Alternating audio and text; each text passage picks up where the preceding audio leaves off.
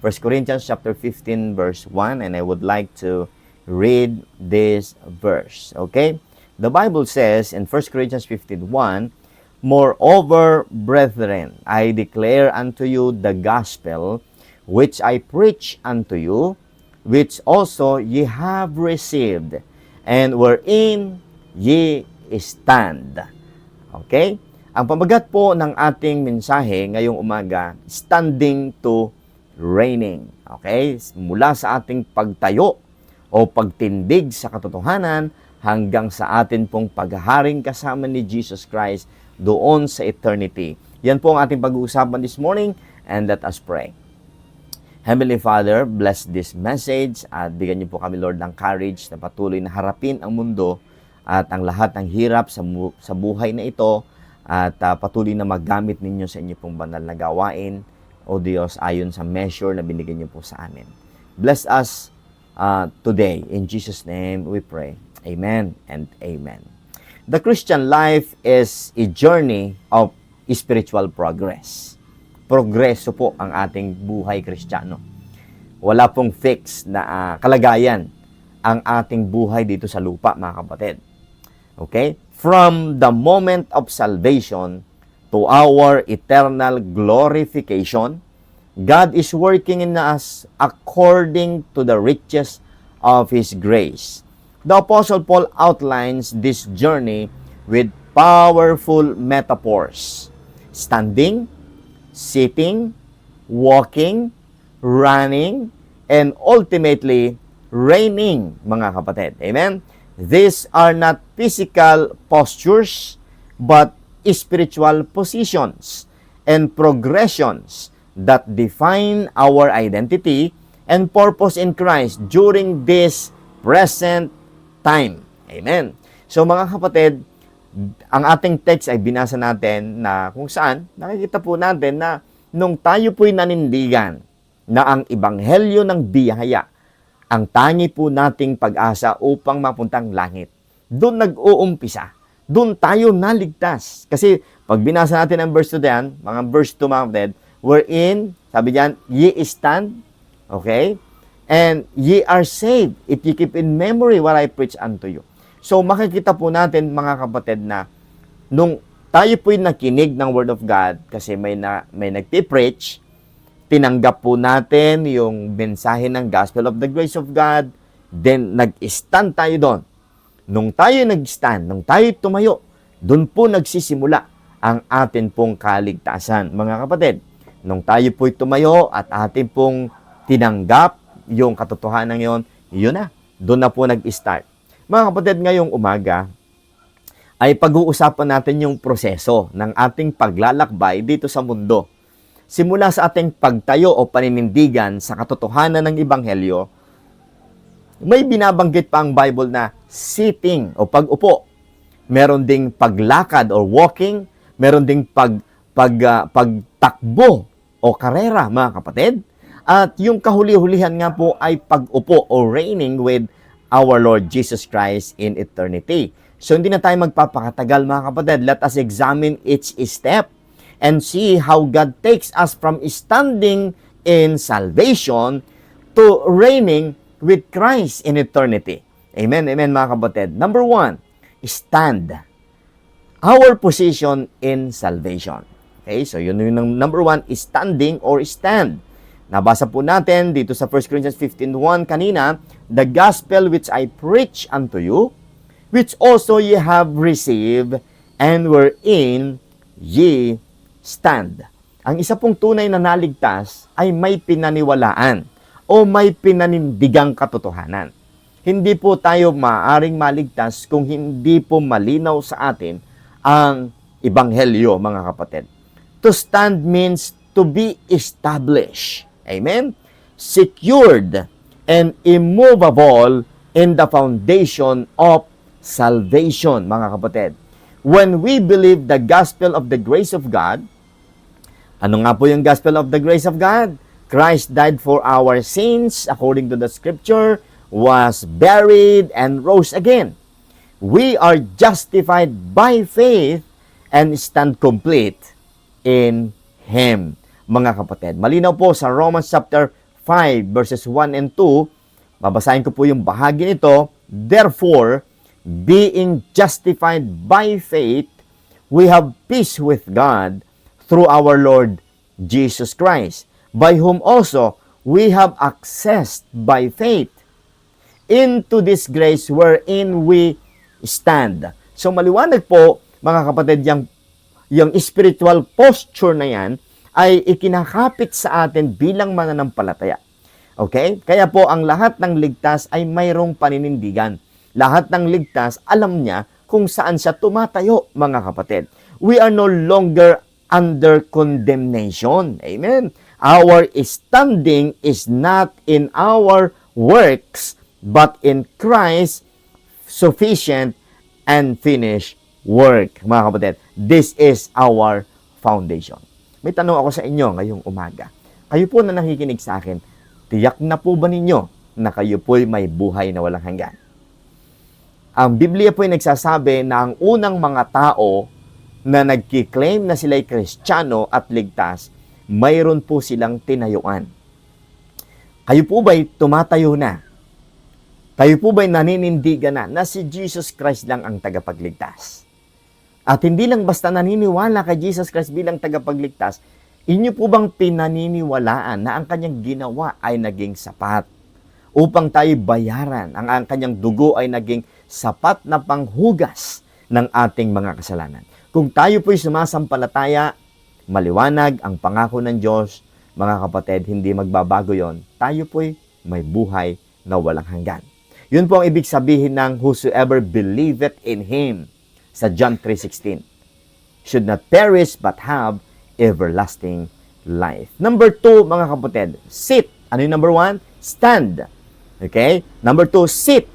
Ano po ito? Ano pong sinasabi at ano pong pinatutukuyan ng pag-upo?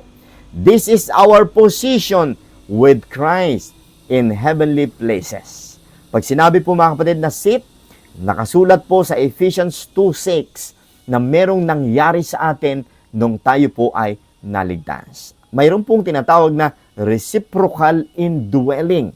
Pag sinabing reciprocal, palitan na posisyon. Ibig sabihin po, mga kapatid, ako ay na kay Kristo at si Kristo naman ay sumasa akin.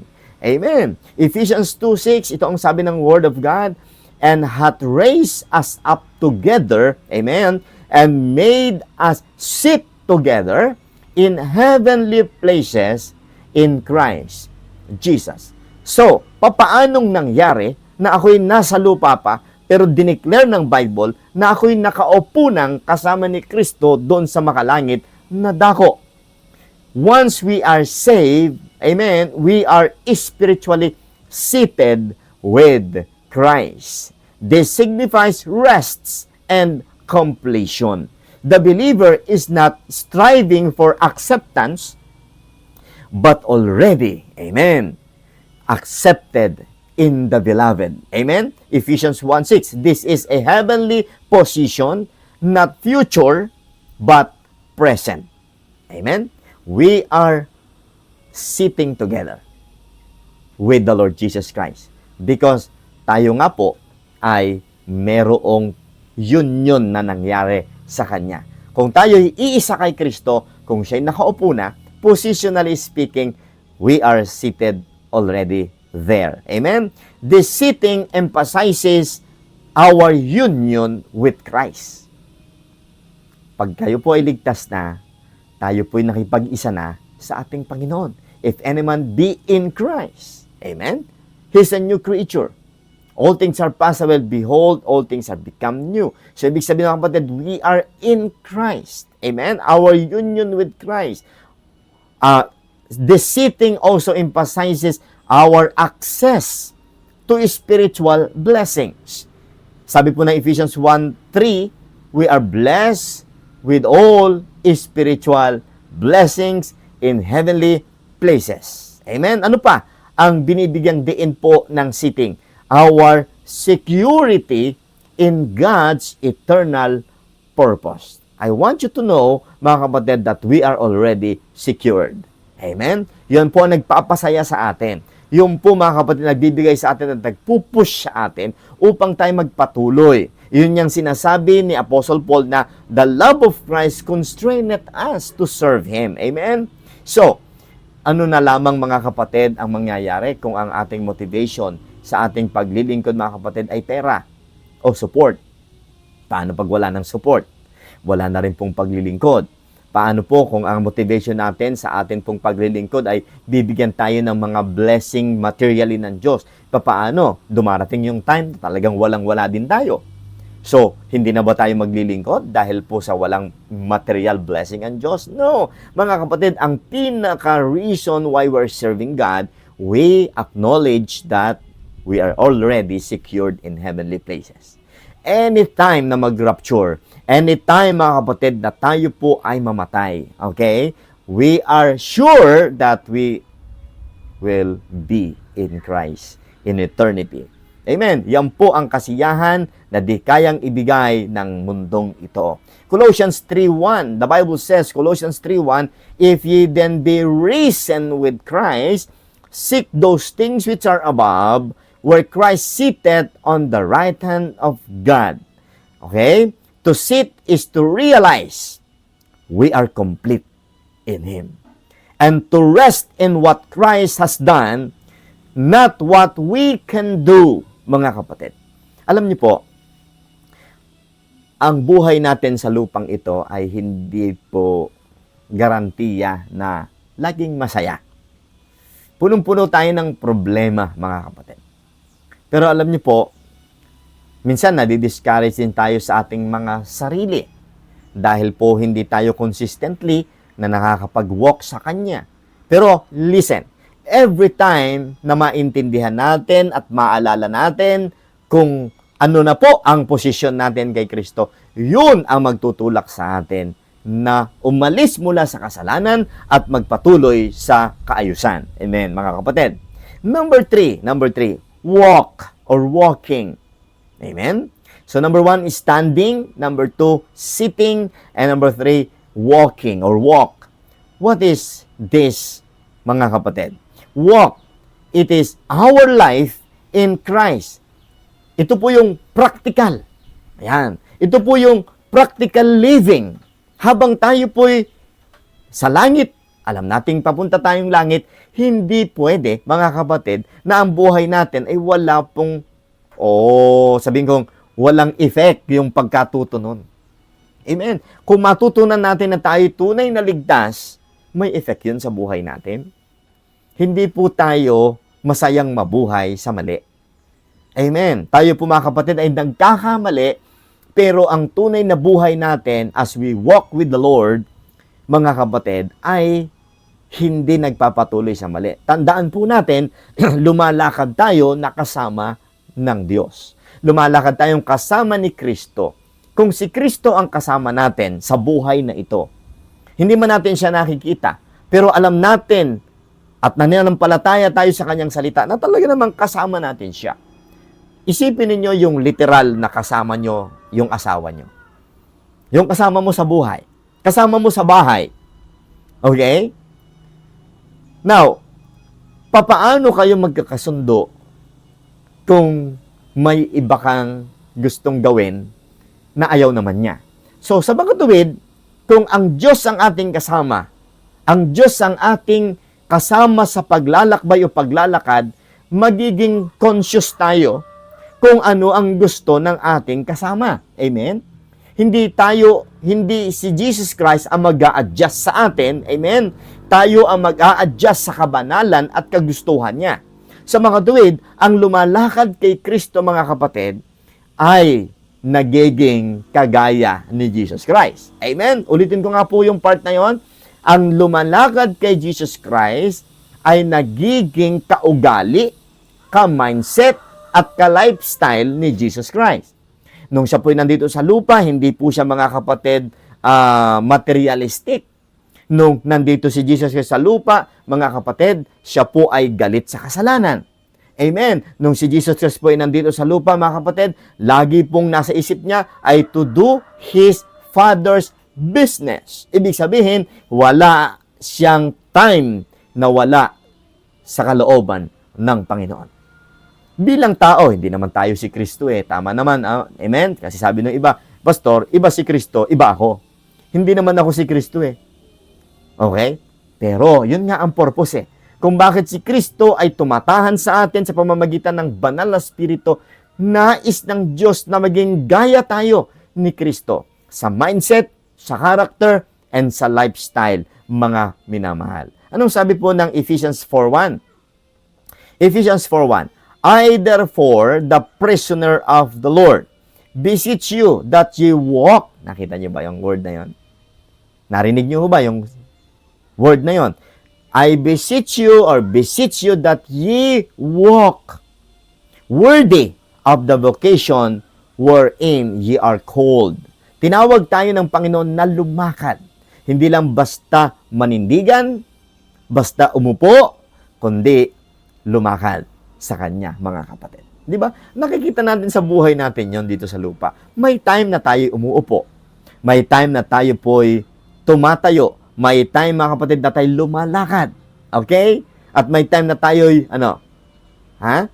tumatakbo. At yan po yung sunod nating point. But let's give emphasis, mga kapatid, dito po sa point number 3 po natin. Once we understand our standing and sitting, amen, we are called to walk, to live out our position.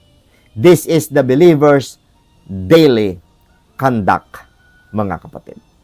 To walk means, ano ibig sabihin pag sinabing lumakad tayo sa Panginoon?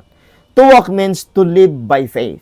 Amen? 2 Corinthians 5:7, we are walking by faith, not by sight. Ibig sabihin, hindi po nakasalalay ang ating paglakad sa Panginoon sa mga bagay na naobserbahan natin o nakikita natin.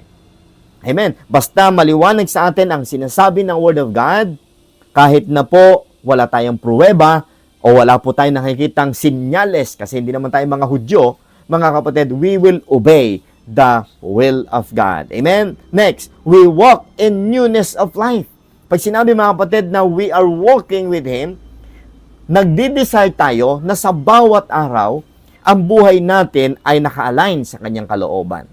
Bawat bagay na ating gagawin ay atin pong ipinagpapasalamat at ipinagpipray sa Kanya. Ano po yung mga bagay na ginagawa natin, mga kapatid, na maipagpapasalamat natin sa Diyos? Minsan, kumakain tayo at nakakapag-pray tayo. Amen. May tanong ako sa inyo. Kung sinasabi natin tayo'y Kristiyano, before mag-drive ng sasakyan, di ba, nagpipray muna? Tama? Lord, ingatan mo po ako. Then, pagkakain ka ng iyong pagkain, di ba? Lord, thank you for this food. This is my question.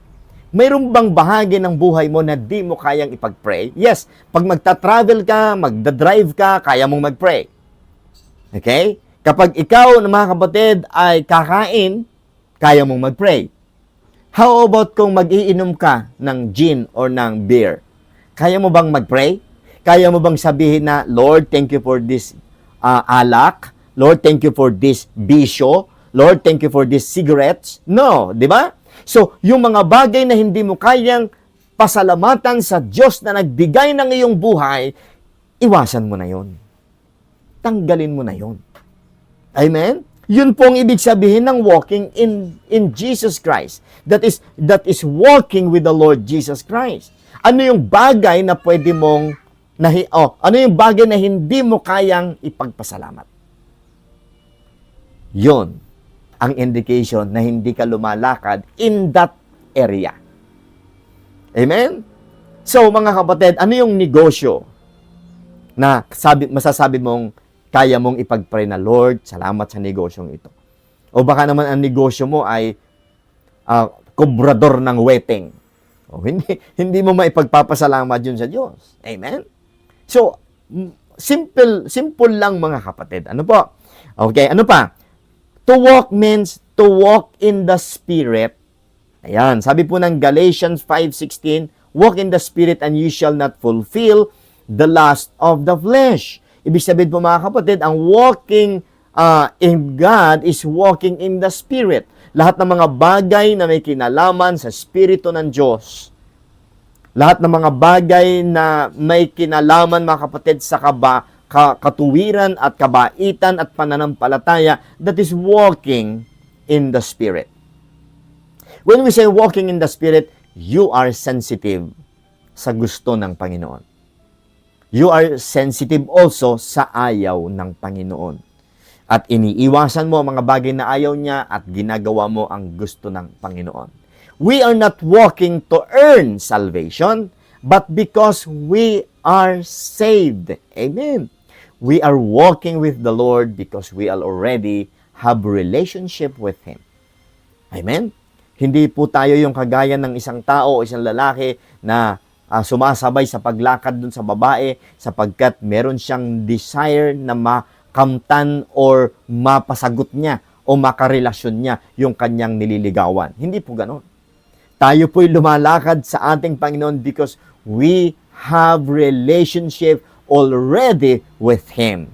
Amen. Grace teaches us to deny ungodliness and live soberly and righteously according to Titus chapter 2 verses 11 to 12. Amen. So when we talk about walking with the Lord, alam natin ang resulta nito. Nagiging banal tayo every day. At naiiwasan po natin yung mga bagay na mali. Colossians 2:6, mga kapatid, as ye have therefore received Christ Jesus the Lord, so walk ye in Him. So sa bawat puntos natin ay punong-puno ng mga bersikulo, mga kapatid, na nagpapatunay na tayo po ay meron po talagang spiritual posture sa Panginoon Diyos. Amen? Number 4. Ano naman po itong running? Okay? What is running, mga kapatid? Run. This is our zeal and effort for Christ. Kasi po, ang walking, you are just walking na, kapag kasi walking, pwedeng wala ka namang, you just enjoying walking with someone. Namamasyal ka lang, di ba? Walking, wala kang effort doon na masyado. Right? Pero, walking and while talking with someone na kasama mo, mga kapatid, nabibuild yung relationship. At yun ang Panginoon. When we are walking with God, we are building and developing love to the Lord. Amen? But when we talk about running, we have a goal to achieve. We are looking for that and that finish line, mga kapatid. And pag sinabing running, mayroon po itong extra effort ng masigit sa walking, right? When we say running, we are more zeal or zealous, mga kapatid. Or we exert effort for Christ. So ano po ito? Dito sa 1 Corinthians chapter 9 verse 24, ito po ang sinasabi ni Apostle Paul.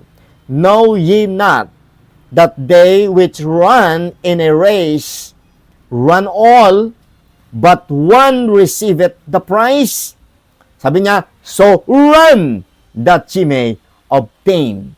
So when we talk about running, okay, when Apostle Paul mentioned the word run, mga kapatid, he often uses the metaphor of a race to describe the discipline and focus of the Christian life.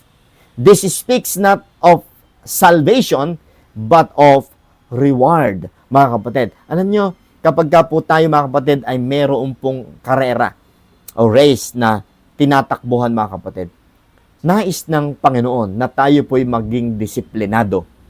At the same time, ay mag-focus sa atin pong tinatakbuhan, mga kapatid. To run means to pursue God's calling with purpose. Again, running means to pursue God's calling with purpose. May tanong ako sa inyo. Nakikita niyo po ba ang inyong buhay ngayon na gumagawa ayon sa calling ng Diyos and purpose ng Diyos? Bakit tayo naligtas? Kumusta ang ating family? Tayo po ba, mga kapatid, ay merong church? Tayo po ba ay mayroong daily maintenance ng ating spiritual life? Kumusta po ang ating buhay? Meron po ba tayong patutunguhan? Meron po ba tayong nakikita na tinatakbuhan? Na yun ay yung path na binigay sa atin ng Panginoon? To run means also to endure in ministry and service. Makikita po natin mga kapatid sa 2 Timothy chapter 4 verse 7. Tayo po mga kapatid ay kinakailangan mag-endure. Tayo po mga kapatid kinakailangan magtiis. Anong tinitiis natin? Consequences ng ating mga nagawang mali. O ang tinitiis natin ay yung mga bagay na gawain sa Panginoon. Alam niyo po, kapag ikaw ay naglilingkod sa Diyos o ginagamit ka ng Diyos, mayroon po talagang pagtitiis. Mayroon po talagang kahirapan, mga kapatid. Pero, pangit naman yung ating tinitiis kung ito po ay hindi po bunga ng paglilingkod, kundi bunga ng ating mga nagawang mali. Amen. To run also means to aim for the prize of the high calling. Amen. Philippians 3:14, mga kapatid. Yung high calling na binabanggit dito ay hindi po yung sinasabi ng iba na ang high calling yung pagpapastor. No. Wala pong nakasulat sa Bible na ang pagpapastor ay high calling. Listen, bawat isa sa atin ay meron pong iba't ibang measure o kakayahan kung paano tayo gagamitin ng Diyos. Tama? Kung ikaw ay mother and you are doing your calling as a mother, amen, you are doing the high calling of God. Amen. Kaya wag nating ikukumpara ang ating sarili. Kahit ikaw ay babae, kahit hindi ka nagpipreach sa pulpito, pero ginagampanan mo ang disenyo ng Diyos sa iyo bilang isang asawa at isang mother, mga kapatid, you are doing the high calling of God in your life. Amen. Bawat isa sa atin, mga kapatid, ay meron pong itinalaga na takbuhin o gawain ang Diyos. Meron tayong role sa buhay natin. If you are a child, if you are unmarried, you are doing the high calling of God by maintaining yourself pure. Amen. So, wala pong high calling na ministry. Lahat ng ginagawa mo na para sa Panginoon at alam mo na yun ay consistent sa Word of God, you are doing the high calling of God. Amen. So, huwag kang mag-aspire na maging pastor kung ikaw ay babae. Merong high calling ang Diyos para sa'yo. Amen? Nasa Bible na yan. Nakasulat na yan sa Bible. Hindi na natin kailangan pagtalunan yan. Malinaw sa Bible, kung ikaw ay lalaki, you are head of your family. Kung ikaw ay lalaki, gusto ng Panginoon na maging preacher ka. Kahit hindi ka maging pastor, nais ng Panginoon, lahat ng lalaki ay pangahawakan ang doktrina ng Diyos upang ito'y ipasa sa kanyang mga anak. Kasi kahit na ikaw ay hindi pastor, kahit na hindi ka preacher sa pulpito, pero preacher ka, dapat ng sarili mong sambahayan kung ikaw ay lalaki. Okay? Mga kapatid, that what we mean running or run dito sa ating fourth point, mga kapatid. Galatians 5:7. Ano sabi ng Bible? Galatians 5:7, ye did run well. Who did hinder you that ye should not obey the truth? Amen? So, running is also nagsisignify ito, mga kapatid, sa pagtatanggol sa ating pananampalataya. Ang issue at ang context ng Galatians 5:7 ay isang pagsaway or pagre-rebuke ni Apostle Paul sa mga Galatians dahil hindi nila pinanghawakan, mga kapatid, ang teaching na tinuro ni Apostle Paul. Tumatakbo sila, pero pumapayag silang mahadlangan ng kanilang pagtakbo, mga kapatid. Grace is not against effort. It is against earning. Running requires focus, commitment, and laying aside every weight mga kapatid. Hebrews 12 verse 1. So, maliwanag mga kapatid, now, alam nyo, maganda tong Hebrews 12:1 eh. Diba? We are running the race. We are nasa race tayo mga kapatid. At sabi po nung writer ng Hebrews mga kapatid, tanggalin po natin yung mga weights natin sa buhay. Hindi lahat ng weights ay kasalanan. Okay? Alam niyo po ano yung weights na tinutukoy? Di ba? Isipin niyo mismo yung pagtakbo o yung pag-run ng race. Or tumatakbo ka sa isang karera. Di ba? Pag tumatakbo ka, hindi dapat mabigat ang iyong daladala. Tama? Dapat, kung mayroon pang backpack, tanggalin mo. Kung ikay nakapantalon at punong-puno ng cellphone, ng wallet, at kung ano-anong nakalagay sa bulsa, tanggalin mo lahat.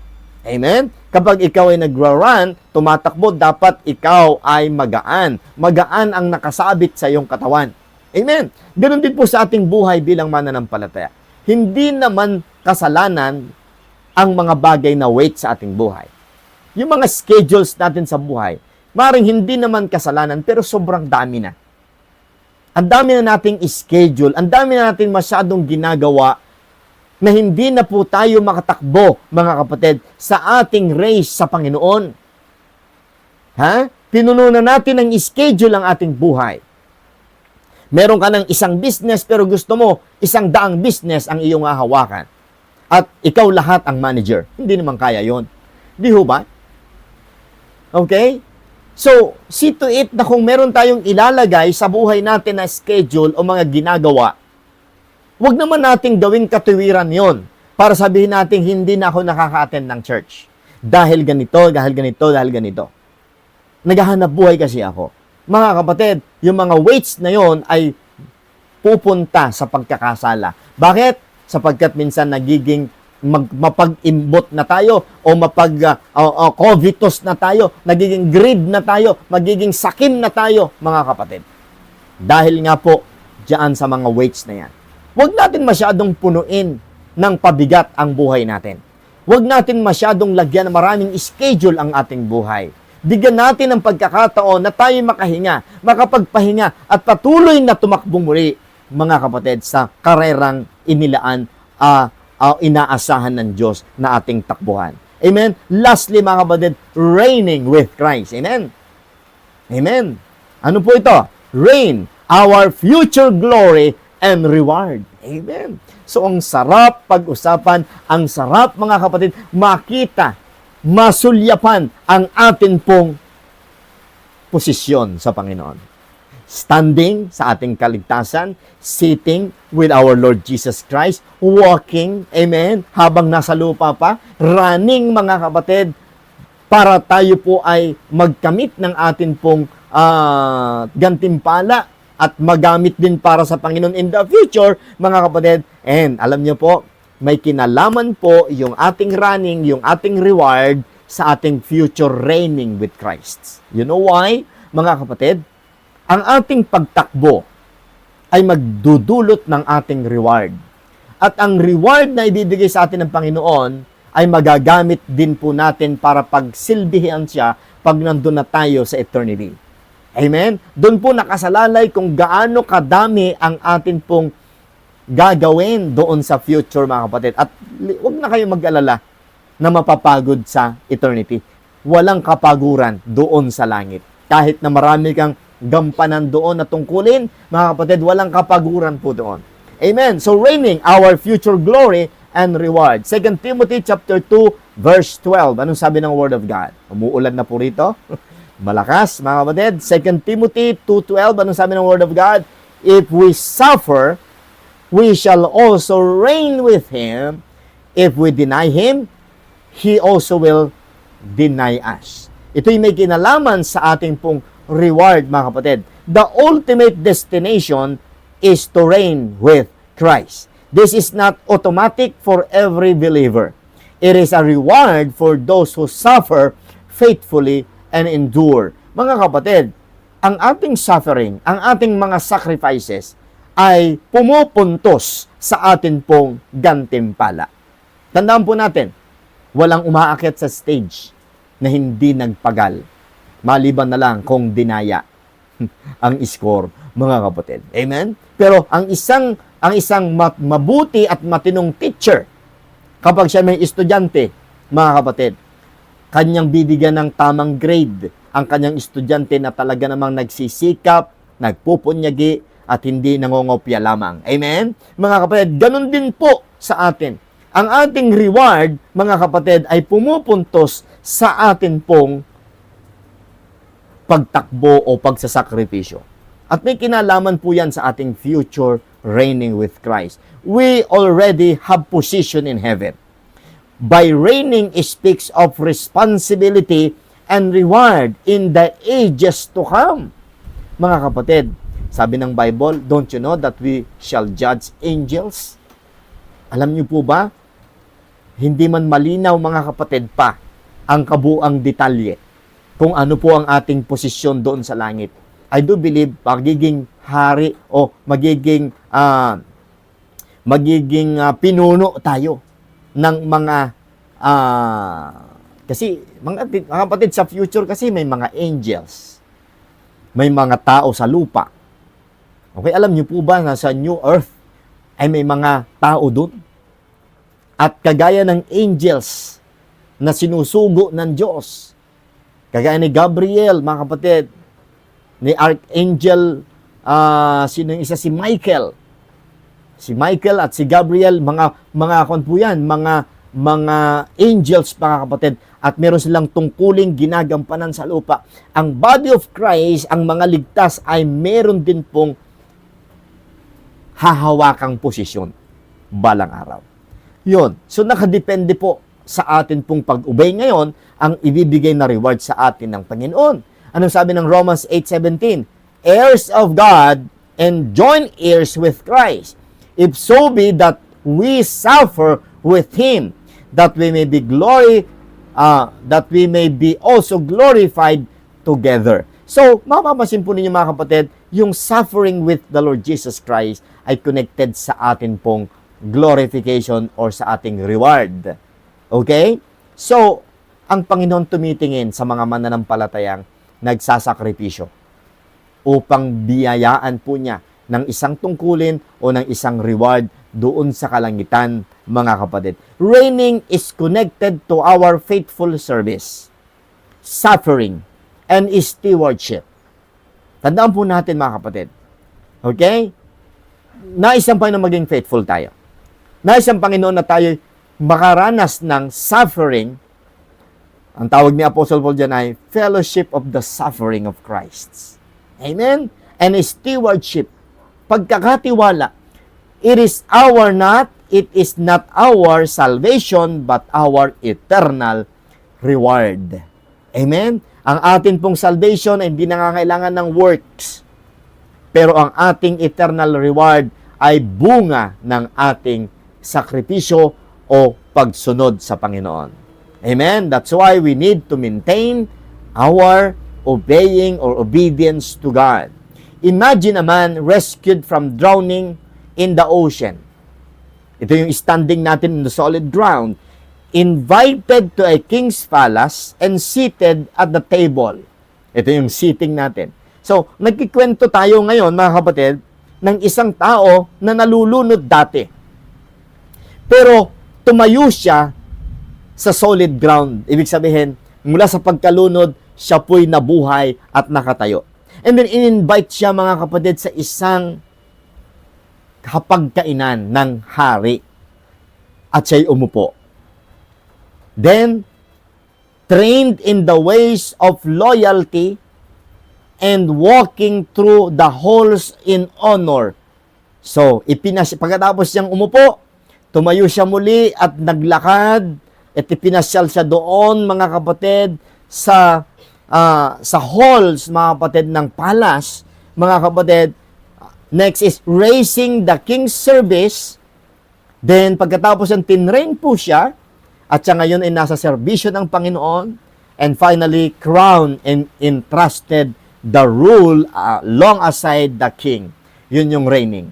So, isang tao na nalulunod, tumayo, umupo, lumakad, nagserbisyo, at ngayon ay naghaharing kasama ng hari. Walang iba, mga kapatid. Yan po mismo ang nangyari kay Joseph the Dreamer. Ganon din po tayo, mga kapatid. Mula sa pagkabagsak ng kasalanan, tayo'y itinayo ng ebanghelyo ng ating Panginoon. Mga kapatid, tayo lumalakad, tumatakbo, at balang araw, tayo po'y uupong kasama ni Kristo upang maghari. This is the believer's journey, mga kapatid. From salvation to glorification. All by grace, through faith, for God's glory, mga kapatid. As our conclusion this morning, every believer is called to progress in our walk with Christ, mga kapatid. Now, every believer is called to progress in their walk with Christ. From standing in the gospel, to sitting in heavenly places, to walking worthy, to running the race, and ultimately, to reigning with Christ. This is the full scope of what God's grace has provided.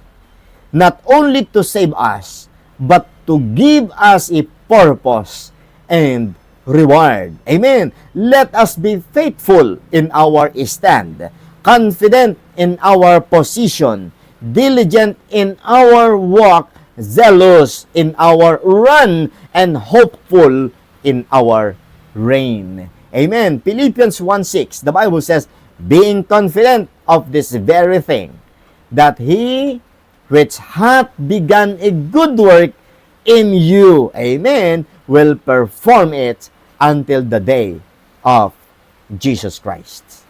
Kaisayang sandali, mga kapatid, na ating naunawaan na ang ating parang pagkaligtas ay may kaakibat na proseso hanggang doon sa paghaharing kasama ni Kristo. Maraming salamat po, and I hope na kayo po'y napagpala ng salita ng Diyos, mga kapatid. Tayo po ay sumandaling lumapit at magpasalamat sa Diyos.